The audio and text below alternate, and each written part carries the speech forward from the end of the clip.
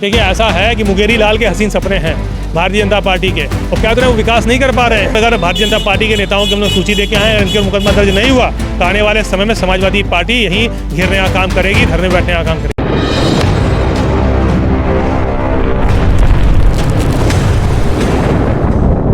अखिलेश यादव ने कहा है कि अब बहुत जल्दी यूपी की सरकार, अब ज़्यादा दिन नहीं बची है। हमारे साथ अभी बात करने के लिए एमएलसी आशुतोष सिन्हा जी बचे हैं। आशुतोष जी, आज कमिश्नर के पास आप ज्ञापन सौंपने आए थे, किस मामले को लेकर?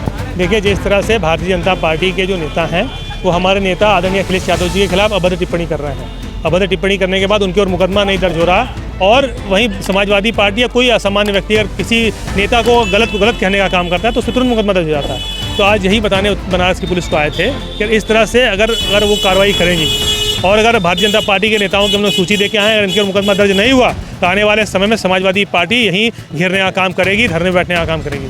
आप घेरने की बात कर रहे हैं, तमाम गठबंधन के लोग जो है सीधे प्रधानमंत्री नरेंद्र मोदी की मांग पर मतलब अभद्र टिप्पणी की जा रही है, और इस बात को लेकर मतलब सियासी गलियारों में हलचल भी तेज हो गई है, मतलब गर्मा गर्मी हो गई है। कैसे इसको देखते हैं? देखिए, मैंने कहा ना कि भारतीय जनता पार्टी के पास कोई विज़न नहीं है। वो जब कुछ नहीं कर पाते, या तो गाली देने का काम करते हैं या तो रोने धोने का काम करते हैं। तो हमको ऐसा लगता है कि भारतीय जनता पार्टी के पास दूसरा कोई विषय नहीं बचा है। या तो वो रोएंगे या तो गाली देंगे।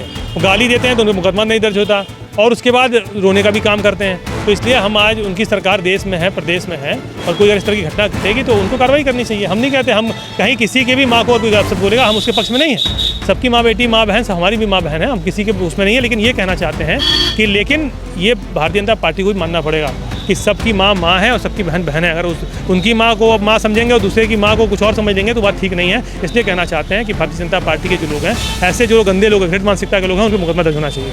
आखिरी हमारा प्रश्न, 2027 को चुनाव का क्या लगता है कि मतलब अब ये कमेंटबाजी मतलब कितना हद तक सही है आम जनता के लिए? देखिए, आने वाले समय में, क्योंकि जिस तरह से गरीब, मजदूर, किसान, नौजवान, बुनकर, बेरोजगार, अधिवक्ता, शिक्षक, शिक्षा मित्र, अनुदेशक, प्रेरक, वित्तविहीन शिक्षक, पुरानी पेंशन मांगने वाले कर्मचारी, हर आदमी सरकार से दुखी है, परेशान है, और कहीं ना कहीं आदरणीय अखिलेश यादव जी की तरफ आशा भरी निगाहों से देख रहा है। आने वाले समय में 2027 में बहुत प्रचंड बहुमत से समाजवादी पार्टी की सरकार बनने जा रही है। आदरणीय अखिलेश यादव जी मुख्यमंत्री बनने जा रहे हैं। आप 27 की बात कर रहे हैं, वो लोग 47 तक का विकास एकदम दिखा दिए।